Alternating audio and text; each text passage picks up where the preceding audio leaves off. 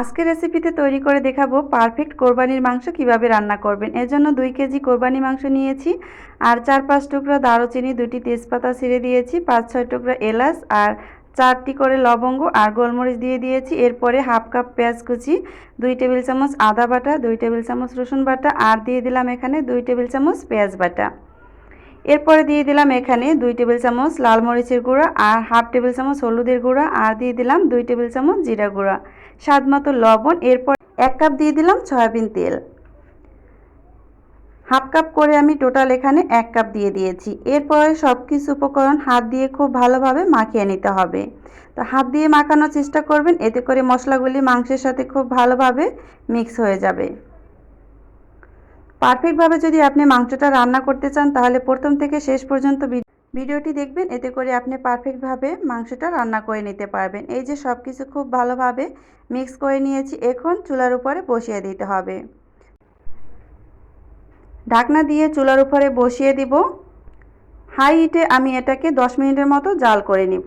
এই যে 10 মিনিট পরে আমি ঢাকনাটা খুলে নিয়েছি আর এ পর্যায়ে কিন্তু নেড়েচেড়ে খুব ভালোভাবে আবারও মিক্স করে দিতে হবে। আর মাংস থেকে সামান্য পরিমাণে পানি বের হয়েছে, দেখতেই পাচ্ছেন। এতেই কিন্তু আমি মাংসটা কষিয়ে নিব। আবারও ঢাকনা দিয়ে ঢেকে দিয়েছি। এই যে আরও বেশ কিছু পরিমাণে পানি বের হয়েছে, দেখতেই পাচ্ছেন। এখানে কিন্তু আমি কোনো প্রকার পানি অ্যাড করিনি। তো মাংস থেকে যে পরিমাণে পানি বের হয়েছে এ থেকেই আমি মাংসটা কষিয়ে নেব। 10 মিনিট পরে ঢাকনাটা খুলে নেড়েচেড়ে আবারও খুব ভালোভাবে মিক্স করে এখন ঢাকনা ছাড়াই এভাবে রান্না করব আরও 10 মিনিটের মতো। খুব ভালোভাবে এই মাংসের পানিটা শুকিয়ে নিতে হবে। আর যত ভালোভাবে কষিয়ে নেবেন রান্নার স্বাদটা কিন্তু আরও দ্বিগুণ বেড়ে যাবে। এ পর্যায়ে আমি দিয়ে দেব এখানে 3-4টি আলু আর এভাবে বড় সাইজ করে কেটে নিয়েছি। আলুটা দিয়ে মাংসের সাথে খুব ভালোভাবে কষিয়ে নেব।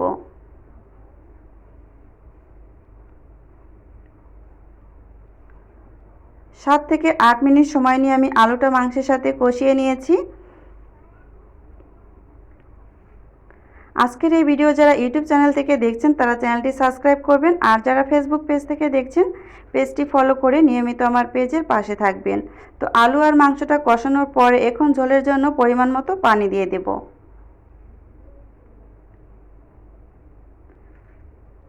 তো পানিটা দিয়ে নেড়েচেড়ে দিয়েছি আর এ পর্যায়ে বলক চলে এসেছে। এখন ঢাকনা দিয়ে ঢেকে 15 থেকে 20 মিনিট রান্না করে নিব।